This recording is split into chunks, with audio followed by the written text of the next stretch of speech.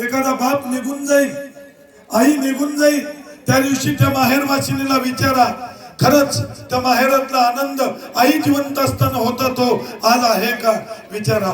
सोयेसारख्या गावातली एखादी जुन्या काळातली म्हातारी आहे, माहेरवासीने परिस्थिती नाजूक आहे आणि नाजूक परिस्थिती असताना लग्न करून देण्याकरता पैसे नसतात. काया मण्याचं पोत घालून 2 मंगळसूत्रातल्या डांप्या घालून एखाद्या घरातल्या आई बापानं माहेरातल्या माहेरवासिनीला बाहेर पाठवलं जातं. सोये गावासारख्या एखाद्या माहेरवासिनीला लांब गावात वरगाव सारख्या ठिकाणी दिलं जातं. आणि मग परिस्थिती करता करता सासरातली मंडळी ही त्रास द्यायला निघून जातात आणि करता करता करता माहेरातल्या माहेरवासिनी करता तिची आई तिच्या मुलाला नाम विनंती करते आणि सांगते, बा आता पिकलं पान आहे रे, आज ना उद्या झडून जाईल. माझी पोरगी आयुष्यामध्ये खूप कष्टानं जगली आणि करता करता करता आयुष्य घातलं. शब्द तिनं पाळलाय. गोठ्यात बांधलेल्या गायीनं आणि नाही गोठ्यात बांधलेल्या गायीनं आणि ज्या घरात दिलंय त्या बाईनं तक्रार करायच्या अगोदर जगायचं असतंय. या आईचा आदर्श घेऊन पोरगी त्रासात होते. 6 वर्षानंतर निरोप जातो आणि माहेरातला निरोप गेल्यानंतर माहेरवासिनी कासावीस होते, पण पोरीला नाईलाज असतो. दुसऱ्या दिवशी दुसऱ्याच्या शेतात मजुरीला जर नाही गेलं ना तर तिला पोराची फी भरायची अडचण होते. पुन्हा तशीच माहेरवासिनी दुसऱ्या दिवशी एखाद्याच्या शेतात जाते, दिवसभर काम करते. दुपारचे 2 वाजतात आणि 2 वाजल्यानंतर ती दुपारच्या वेळेला विचारतात, का ग राण्या, का दररोज तुझ्यामुळे शेतात 4 माणसं ज्यादा येतात, सकाळपासून बोलायला चालू केलीस, दिवस कधी उजेडातला दिवसा उजडी निघून जातो कळत नाही. आज सकाळपासून आल्यापासून बोलत नाहीस, चालत नाहीस, याचं कारण काय? माहेरातले माहेरवासिनी सांगते, बोलत नाही याचे कारण नाही, अबोल धरते. दुपारी 2 वाजता शेतातली मालकीण डबा सोडते, बांधावरच्या प्रत्येक बाईला भाकरी देते. दररोज पटापटा वाढणारी राण्या का आज हाती स्पर्श लावत नाही, भाकरी तशीच घेते. घेतलेली अर्धी भाकरी सर्वाबुडी ठेवते आणि पाणी पिऊन राहते. जवळच्या बाया विचारतात, का ग माहेरातला निरोप आलाय, काय झालं? आईनं अंतरून धरलंय. 6 वर्षापूर्वी या गावात आलोय. परिस्थिती नाजूक असताना माझ्या बापानं माझ्या आईनं मणी मंगळसूत्रातला 1 धागा घालून दिलाय. तेव्हापासून सासरा सासू ननंद धीर सगळी मला त्रास देतात, बोलतात आणि बोचणी सण होऊ नये म्हणून 6 वर्ष झाली माहेराकडं पाय सुद्धा टाकला नाही. आज माहेरातली आई अंतरून धरले, वाट बघते. जवळच्या बाया सांगतात, अगं संसारातलं दुःख तसंच आहे आणि या संसारातल्या दुःखापायी तुझ्या आईला पिकलं पान आहे, पुन्हा झाडून गेलं तर दिसत नाही, पुन्हा दिसत नाही. मग काय करावं? निरोप घेण्याकरता येते. संध्याकाळच्या वेळेला माहेरवासिनी येते.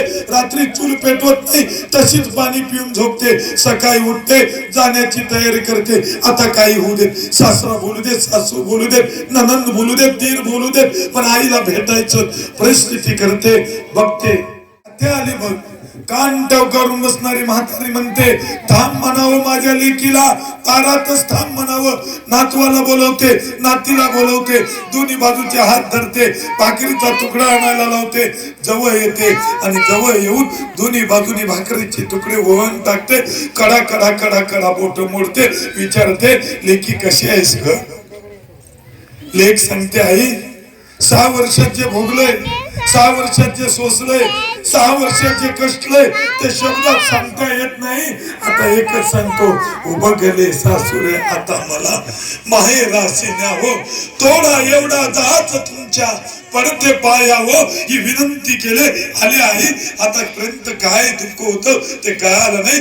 आई मिठी मारते पोरीला, पोरगी मिठी मारते आईला आणि मग मुलगी म्हणते, आजी बरवे झाले माझे माहेर भेटले, डोळ्या देखील सज्जन निवारिला भागशीन, धन्य झालो आता क्षेम देवने या संता, इच्छिले पावलो तुका म्हणे धन्य झालो, ज्या करता आलो होतो. आई भेटली, मारलेल्या भेटीत आईचं आणि मुलीचं प्रेम होतं आणि क्षणार्धात मारलेल्या मिठीतच आईनं प्राण सोडून रिकामी होते. गेली आई म्हणून, आई गेलेली आनंद सांगतो माहेरातला. माहेरातला आनंद सांगतोय. मेलेली आई विधी संपते, राखेचा विचारतो अक्का कधी आलीस ग? अर्धा तास झाला रे बाळा. मग दारातच उभं का? अरे तुझ्या बायकोनं साधं बघितलं रे, पण बघून न बघितल्यासारखं केलंय आणि अर्धा तास झाले पोहोचवर उभं राहिले, साधी ये सुद्धा म्हणत नाही. इथं बऱ्याचशा भाऊजया बसलाय. तुम्ही कुणाची तरी ननंदार, सगळ्या भाऊजयांना हात जोडून विनंती आहे, माहेरातून आलेल्या माहेरवासिनीला काहीच लागत नाही हो. माहेरातल्या माहेरवासिनीला काहीच लागत नाही. तुम्ही जे खाताय ते खायला द्या, तुम्ही पिताय ते प्यायला द्या, तुम्ही जिथं राहताय तिथं राहायला द्या. जाताना तिला तुमच्याकडून एखादी साडी देता आली नाही तर देऊ नका. सोहळ्यातून चंदगडला जाताना खणवटीला बांधून आणलेल्या 100 रुपये जाताना औंधकरातलं एक साडी पोराला, एक ड्रेस घेईल आणि माहेरातून सासरात गेल्यानंतर माझ्या भाऊजाईनं माझ्या भावानं दिलं म्हणून सांगेल. एकच तुमच्या दारासमोर उभं राहील, 2 हात वर करेल आणि माझ्या भावाचं कल्याण होऊ दे म्हणेल. ही ताकद माहेरवासिनीच्या शब्दात आहे, ही माहेरवासिनीच्या शब्दात आहे. मी तुम्हाला काय सांगत होतो, माहेरातला आनंद कुठपर्यंत? तुमची आई जिवंत आहे, बाप जिवंत आहे. विचारा एखाद्या समोर बसणाऱ्या वयोवृद्ध बापाला लेक निघाली ना, 2 टोपल्यातले कांदे तरी टाकणार. एवढा आणलेलं एखादं तिकाचं चिमट असेल, बायकोला सांगेल बांध ग त्यातली चटणी. पोरं शाळेला जातात, बांध त्यातली चटणी. जाता जाता मुठभर तांदूळ असतील, हे ताई बासमतीचे आहेत ग, एक दिवस पोरांना करून घाल. हा बाप आणि आई करू शकते. आज सोये गावामध्ये अनेक माहेरवासिनी तुम्ही जमलात. सगळ्यांच्याच आई जिवंत आहे असं म्हणणार नाही, सगळ्यांचाच बाप जिवंत आहे असं म्हणणार नाही. पण ऐका, आई बाप जिवंत नसणाऱ्यांना माहेरातला आनंद द्यावा कधी, हा विचार आला. आणि मग आम्ही ठरवलं, या जगाच्या पाठीवरती आम्ही जिथं राहतो त्याचं नाव आहे सासर. या जगात पंढरपूरलाच माहेर म्हटलं जातं. माझे माहेर पंढरी आहे बिवरीच्या तिरी. पंढरीलाच माहेर का म्हटलं जातं? तर सासरात सासू सासरा नणंद दीर असतो, पंढरपुरात माहेर म्हटलं जातं. माहेरात आई असते, बाप असतो, बहीण असतो, भाऊ असतो. बहिणी करता भाऊ काही देणार, काहीच देऊ शकत नाही, फक्त प्रेम देतो. आणि प्रेमाचं प्रतीक म्हणून भैरवनाथाच्या कृपेनं श्री हनुमान मंदिराच्या वतीनं आणि विठ्ठल रुक्माई मंदिराच्या एक प्राण प्रतिष्ठापना व कलशरोहण सोहळा सोहे तालुका चंदगड जिल्हा कोल्हापूर माहेर वासिनीचा स्नेह मिळावा जीर्णोद्धार कमिटी व ग्रामस्थ मंडळ सोये यांच्याकडून तुम्हाला आयुष्यामध्ये ज्यांची आई नाही, ज्यांचा बाप नाही, त्यांना आजपासून या पांडुरंग रूपी बाप तुमच्या घरात तुमच्या सोबत देतोय, तो घेऊन जायचा, आदरानं त्याला जपायचं. देशमुख काके पुढे, लक्ष्मी सरस्वती वंजारे हो पुढे या.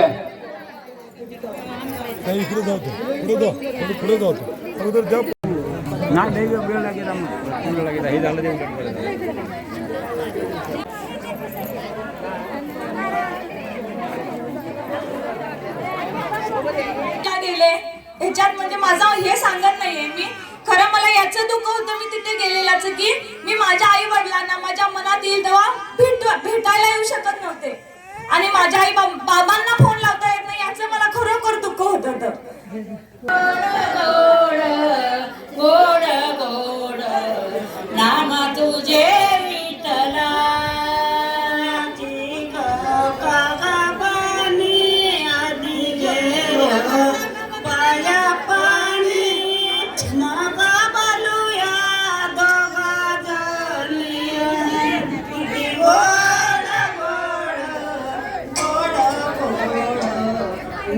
तुझे विठ्ठला किती गोड गोड गोड नाम तुझे